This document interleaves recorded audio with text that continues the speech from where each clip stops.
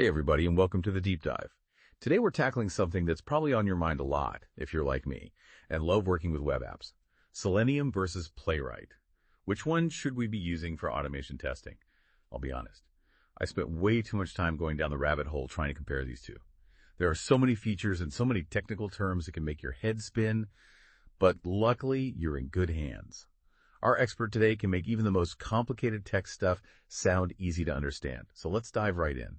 Can you give us like a quick jargon-free explanation? What exactly are Selenium and Playwright? What do they do? Why would anyone even bother using them? Imagine you're explaining this to someone who has no idea about coding. Okay, so imagine Selenium and Playwright as your personal robot assistants who are really good at testing websites. They can click buttons and fill out forms, basically do all the stuff a real person would do, but way faster. And they never complain about doing the same thing over and over again now. Selenium's been around forever. It's like the wise old sage of the testing world. It's been around since 2004, and it's open source. That means it's free to use, and it has a huge community of people working to make it even better all the time. Playwright's the newer kid on the block. It came out in 2020, thanks to Microsoft, but don't let its age fool you. It's already making waves with its super modern approach. So it's like Selenium is that trusty old car, the one that's gotten you through thick and thin. And Playwright's like the fancy new sports car fresh out of the dealership. Right. But when you're picking out a car, you want to know how easy it is to drive? Yeah. Same with these tools. Which one is easier to get started with? You hit the nail on the head. Usability is super important. And Playwright wins hands down when it comes to being user-friendly. It's all about simplicity, especially if you're a beginner. You download it and boom, it pretty much sets itself up automatically grabbing all the browser stuff it needs. It's like a car with keyless entry and push-button start. You're ready to go in seconds. Selenium, on the other hand, being the older tool, needs a bit more love and attention from you. You gotta install different language things and browser drivers. It's like doing some under-the-hood tinkering. It's a bit more work, but hey, there's a ton of help out there to guide you through it. Okay, so if you're just getting started with this whole automation testing thing, Playwright sounds like a smoother ride. But what about those times when you need a test on a specific browser? Or maybe you're stuck using a specific programming language. Does one tool have an edge when it comes to being flexible? That's a good point. You definitely got to think about that. Selenium is famous for being able to work with pretty much any programming language you can think of, from the old school ones like Java and C# to the cool kids like Python and JavaScript. Playwright covers most of the popular languages used in web development these days, but it's not quite as extensive as Selenium. And what about browsers? What if you need to test your web app on like a super old browser, like an ancient version of Internet Explorer or something? Can either of these tools handle that? When it comes to browser compatibility, Selenium is the champ. It supports a ton of different browsers, even those old ones that some companies are probably still using. Playwright focuses on the newer, more modern browsers like Chrome, Firefox, and Safari. But let's be real, those cover most of the people using the web these days. Right. So Selenium is there for you if you have to work with those legacy systems. It's got your back. Okay, let's move on to the fun stuff, the features. I'm ready for a head-to-head battle. What are the big differences between Selenium and Playwright when it comes to actually running these tests? All right, let's break it down. First up, speed. Time is money, right? And Playwright is known for being super fast. That's mostly because of how it's built. It uses a single thing to talk to the browser. While Selenium uses something called the WebDriver protocol, which can be a bit slower. Let me give you an example. In a recent project we had, Playwright finished running 20 tests in about 2 minutes. Selenium took over 3.5 minutes to run the same tests. That might not seem like much, but when you're running hundreds or even thousands of tests, those minutes can add up to hours. Yeah, that makes total sense. Right. If Playwright can save you hours of testing time, that means developers can get back to building cool new features or fixing those annoying bugs. What else is important to think about? Another big one is auto waiting. This is a lifesaver when it comes to making sure your tests are reliable. You know how web apps are always changing, elements load at different times and all that. So if your tests aren't smart enough to wait for things to appear before trying to interact with them, you're going to end up with flaky tests that fail randomly. And that's no fun. Playwright is super smart. It just knows to wait for things to be ready before doing anything, so you get fewer of those frustrating flaky tests. So Playwright takes away some of the stress of testing. I love it. Definitely. Now, Selenium can handle waiting too, but you got to be really specific and tell it when to wait. You have to use special commands and timeouts. It can be a bit more of a hassle, and you might make mistakes if you're not careful. So it sounds like Playwright's a bit more forgiving. especially for those of us who aren't testing experts. But are there any areas where Selenium really shines? Selenium's still the king of cross-browser testing. While Playwright works with the major modern browsers, Selenium can handle a much wider variety, including those older versions that are still out there in the wild. Yeah. Especially in bigger companies. Yeah, you're right. Some places can't just get rid of those old systems overnight. So Selenium's got that extra compatibility that can be really crucial. What about running tests behind the scenes without actually opening a browser window? They both have something called headless mode. That means they can run tests without you actually seeing a browser window pop up, which is great for speed and efficiency. Playwright tends to be even faster in headless mode, though. It really lives up to its reputation for being quick and agile. So Playwright's winning the speed and efficiency race so far. Are there any other features where it really stands out? Playwright is amazing at handling the new stuff in web development, like Shadow DOM and frames. Modern web apps use these things a lot, and they can be tricky to test.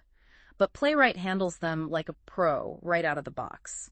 It makes your life so much easier. Selenium can work with these elements too, but it usually needs more complicated workarounds. Sounds like Playwright is speaking the language of the modern web. Okay, we've gone over a ton of info, but let's bring it back to our listeners for a minute. What does all this mean for someone who's actually trying to choose between Selenium and Playwright? That's the big question, isn't it? Both tools are really good, and the best one for you depends on what you need it for and what you're working on. Okay, perfect.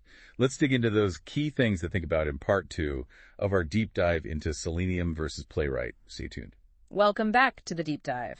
We're digging deeper into Selenium and Playwright, those awesome tools for testing web apps. Right by the break, we were talking about the big differences between them, all those cool features that set them apart. But there's more to this story, right? What are things like running tests in parallel and debugging and community support? You got it. Those are super important too. Let's start with parallel execution. Basically, that means you can run multiple tests at the same time. Imagine testing on Chrome, Firefox, and Safari all at once instead of one after the other. It saves you a ton of time. So it's like having a whole team of robots working together to test your website on different browsers. Yeah. That's pretty cool. So how does Selenium and Playwright handle that? Selenium uses something called Selenium Grid for parallel testing. Think of it like a command center that sends out your tests to different computers and browsers. It's really powerful, but it can be a bit complicated to set up. So if Selenium Grid is like a team of robots working together, what about Playwright? Playwright has parallel testing built right in. You don't need to set up a separate grid or anything. You just tell it to run tests in parallel and it figures everything out. Sounds way easier. Any other perks to using Playwright for this? Yeah. Playwright also gives each test its own little space to run in, so they don't interfere with each other. That helps make sure your test results are accurate and consistent. No noisy neighbors messing things up. Yeah. Okay, now let's talk about debugging. When tests go wrong, which happen sometimes, how do Selenium and Playwright help you figure out what went wrong? Debugging is a fact of life when you're writing code. Testing is no exception. Playwright has some really cool tools built right in to make debugging easier. It gives you this detailed tracing, like a step-by-step log of everything that happened during the test. Oh, so it's like a black box for your tests. Exactly. You can see screenshots at each step, network requests, console logs. It's all right there, so it's much easier to figure out where things went off track. Selenium relies more on third-party tools for debugging, and while there are some great tools out there, they don't quite have the same level of integration that you get with Playwright. So Playwright gives you everything you need to solve those testing mysteries. Awesome. What about community support? That can be a lifesaver when you're stuck on a problem. Totally. Community support is huge when you're working with open source tools. And this is where Selenium has been around for so long that it really shines. It has this massive community of users and developers. There are forums, tutorials, blog posts, documentation, you name it. So it's like Selenium has this giant library of knowledge and experience ready to help you out. What about Playwright? Playwright's community is growing super fast, but it's not quite as big as Selenium's yet. The good news is the team behind Playwright is really active and responsive, and they've done a great job of creating documentation and resources. So Selenium has the edge in terms of the size of its community, but it sounds like Playwright is catching up quickly. We've talked about a lot of technical details, but let's zoom out for a second. If someone's trying to decide between Selenium and Playwright, what are the most important things they should consider? That's the million-dollar question. There's no single right answer. The best tool for you really depends on your specific needs and what you're working on. Okay, great. Let's walk through some common situations and help our listeners make a decision. Let's say someone's starting a brand new project. what would you recommend they use for testing? If you're starting from scratch, especially if you're using modern web technologies like React, Angular, or Vue.js, I'd say definitely give Playwright a try. It's modern, it's easy to use, it's fast, and it has all those great built-in features. It's a perfect fit for testing modern web apps. So Playwright's a great starting point for new projects. But what about people who are already using Selenium? Should they switch to Playwright? Not necessarily. If you're already using Selenium and it's working for you, there's no need to completely abandon it. It's still a really good tool, and it has a long history of success. But you might think about using Playwright for any new tests you write, while keeping your existing Selenium tests. So you can kind of mix and match depending on what you need. Exactly, and for really big enterprise applications, where compatibility and stability are super important, the decision might be a bit more complicated. You'll need to think about your team's experience, the infrastructure you have in place, and the specific requirements of your application. Sounds like the key is to pick the tool that fits your project best. Now I have to ask, what's next for Selenium and Playwright? Any exciting new developments on the horizon? That's a great question. The world of web development is always changing, and testing tools need to keep up. Selenium is actively being developed, and Selenium 4 brought some big improvements, like better support for the Chrome DevTools protocol. To put it simply, that means Selenium can talk directly to the Chrome browser, which gives you more control and information during testing. So Selenium is staying up to date. What about Playwright? Playwright, being the newer tool, is moving super fast. They're always adding new features and making things faster. Both tools are really committed to staying ahead of the curve in web development. Sounds like no matter which one you choose, you're in good hands. But before we wrap up this part of the deep dive, I want to leave you with one last thought-provoking question. Welcome back to the deep dive. We've spent a good amount of time looking at Selenium and Playwright, these two awesome tools for automating web app testing. But I want to take a step back for a minute and think about the bigger picture. What are some of the new things happening in web development that might change how we use testing tools like Selenium and Playwright in the future? That's a really interesting question. And it's definitely important to think about. One thing that's already making a big difference is this whole trend of component-based architectures.